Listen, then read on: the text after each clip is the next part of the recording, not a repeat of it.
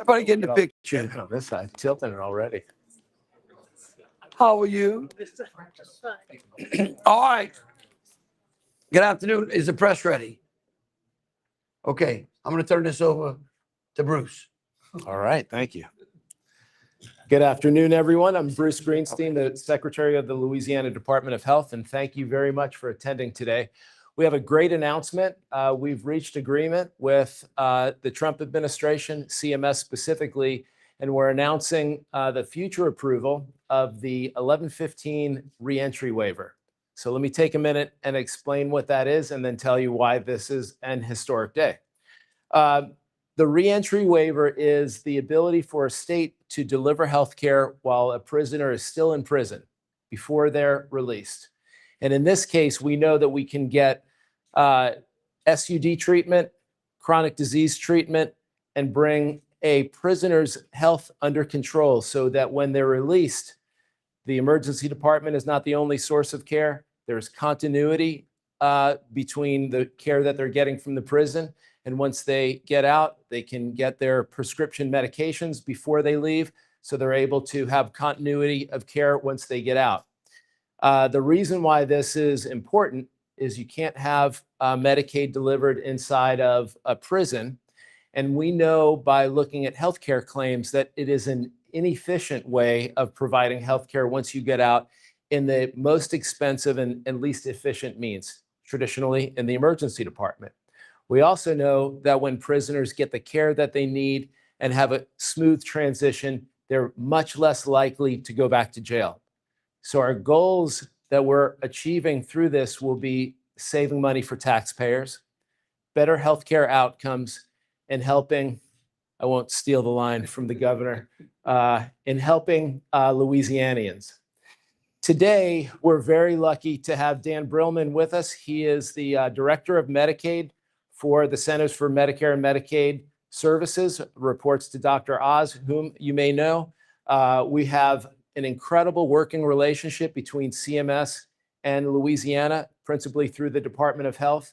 Through these relationships, we've been able to help our hospitals financially. We've been able to deliver one of the nation's largest rural health transformation grants. And in our working relationship like this, it allows us to optimize the healthcare that we're able to deliver to Louisianians. And so we have sort of a festive way to sign the agreement between CMS and the state, and that will be done by Dan Brillman, who will say a few words, and then the governor will take us home. Thank you, Secretary. Thank you to the governor, and thank you all in Louisiana for having me down here. One, it's been a great trip, and I thank you all for all of your ideas, and also thank you for all the innovation that you're bringing to Louisiana around healthcare. This is one, just an amazing turn of events.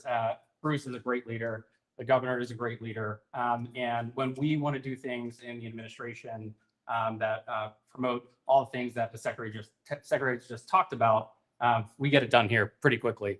And so, you know, there's a lot of moving parts as it comes to healthcare and innovation.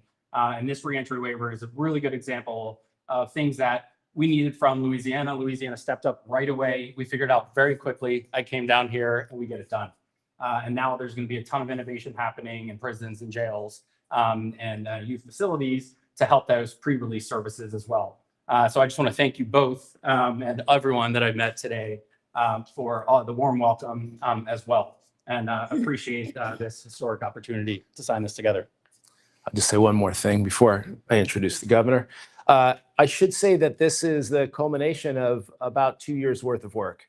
This was one of the primary policy goals in the healthcare transition team for the governor after the election. We've been working for 2 years inside the Department of Health. And for those members of the team, huge congratulations. And we've been working very closely with legislators in both chambers to get ready for this between us and the Department of Corrections. This really is a victory for all Louisiana. It shows how government can work very well together. And this level of cooperation between the legislature and the executive branch just highlights that if we all work together, there's nothing that we can't accomplish together. So with that, the captain of the team, Governor Jeff Landry. Thank you, Bruce. Let me just say this, when we were, seems like it was just yesterday, but a couple of years ago, almost 3 years ago, when we were going through the transition team, Bruce basically coined the phrase called "from dependence to independence," which I think was a theme that we want to continue to repeat throughout Louisiana, whether it's helping people get off of Medicaid into private insurers by lifting our economic opportunities for those people, or helping people improve their lot in life under which they don't need government services. That helps us because then those that need it the most get the most amount of services. I want to say this. I want to thank the legislature as well, those legislators that are here today, those folks, those sheriffs, and those from the Sheriff's Association. A lot has been said about some of the things that we've done to help reduce crime in Louisiana. And of course, there's always been a focus on the victims, and sometimes it gets lost in a translation that we also care about rehabilitation as well. That's a part and parcel of the component. And this is part of that as well. I want to say this too, we would not be where we are today in many of our social services, which is delivering more for those that need it the most at a better cost to the taxpayers, if it wouldn't be for the president and his team, whether it's the Secretary of HHS, that being Bobby Kennedy, or whether it's Oz over at CMS, or any of his cabinet people have been great. And anytime that they want to do something in an innovative way that saves taxpayers money, they know they can call Louisiana and our cabinet will respond. So whether it's what we did during the SNAP waiver when Congress was dysfunctional and shut that program down, or whether it's the work release, the work requirements that we put in to SNAP, or the rural, or where CMS was just here the other day. I mean, Oz is texting me all the time. Hey, y'all guys are doing great. Really appreciate you getting that money out the door. Again, implementing things that the president and Congress expected out of that big, beautiful bill. These are all great things for Louisiana. And why is it important today? I'm going to tell you why. Because when when someone finishes or is finishing up their sentencing, we want to be able to out-process them or transition them into a normal life, right? We want them to become a productive member of society. We don't like putting people in jail, and we don't want to keep people in jail. In fact, when people get out of jail, we want them to be one and done, right? We don't like the recidivism out there. And what this helps, the way this helps is that this helps that inmate out-process in a smooth transition so that when he or she leaves the Department of Corrections supervision in that prison, they then have a doctor. They then know what kind of medicines they take. We have a healthcare file on them. They know where to go. Because think about it. We don't want them to just get them out of the cell, put them at the front gate like you see in old movies, and then have to find somebody to hitchhike a ride to wherever they're going and not know where they're going. We've been working extremely hard with the legislature to put in place rehabilitation training programs. We want to make sure that they have the skills necessary so that when they get out of jail, that they can go out there and find a job. This is just part and parcel of further helping those inmates transition into a normal life. So again, I want to thank Bruce. I want to thank the entire team, DOC, certainly Dan. We do appreciate y'all coming down. And again, I think it's important to remember, this is the kind of leadership that happens when from the White House through the president's cabinet, we can achieve at a cost savings to the taxpayer. So every time you find an efficiency, when you find a better way to do it inside of those safety net programs, that captures more money for those programs and helps us to help the people that need it the most. So again, Bruce, I'm thrilled. I'm glad. We appreciate y'all can keep coming down, give us as much. We're like Mikey, right? We'll try anything over here in Louisiana as long as it's good for the people of this state. So again, thank you. With that, I guess We'll do some signing. we'll do some signing and then we'll take any questions. Okay. All right. All right. Gentlemen. Yeah, you want to? We're gonna. Y'all got the same? Yeah. We got us like a pen like the president. We got a special, but y'all want to come closer? I know y'all don't want to take any questions from the press, right? I know that I say, yeah. Huh, Patrick? Okay, let's see. You want to sit here? Okay. It was sign all of them, and that way we could send one back and a pen back to Oz. Okay. Oh, okay. Oh, yeah, absolutely. All right. I'll sign these, and then I'll just send them off to you.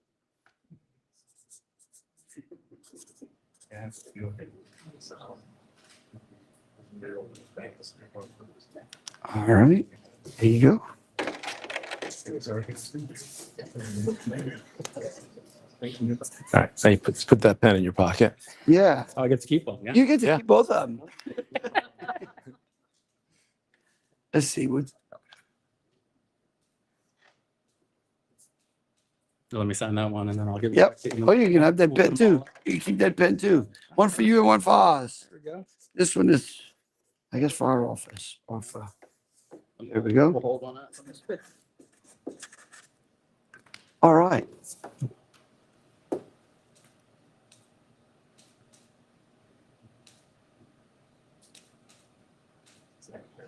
All right. Now, Governor, Okay. if I could have that pen. You can have Because that. I'm giving this Sure pen. can have that pen. This is to the team that actually did the waiver. Oh, well, look. All the work that you guys did.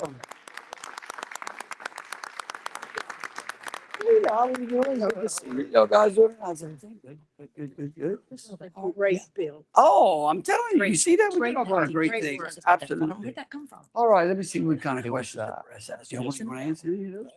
Yes, exactly. Let's see. I should just give you All right. Hey, buddy, we were saying back in the Good. transition. Good. So it's Good. in his mind. All right, So Chris. great. Chance? It's so cool. All right, I'm sure. See? Yes, ma'am.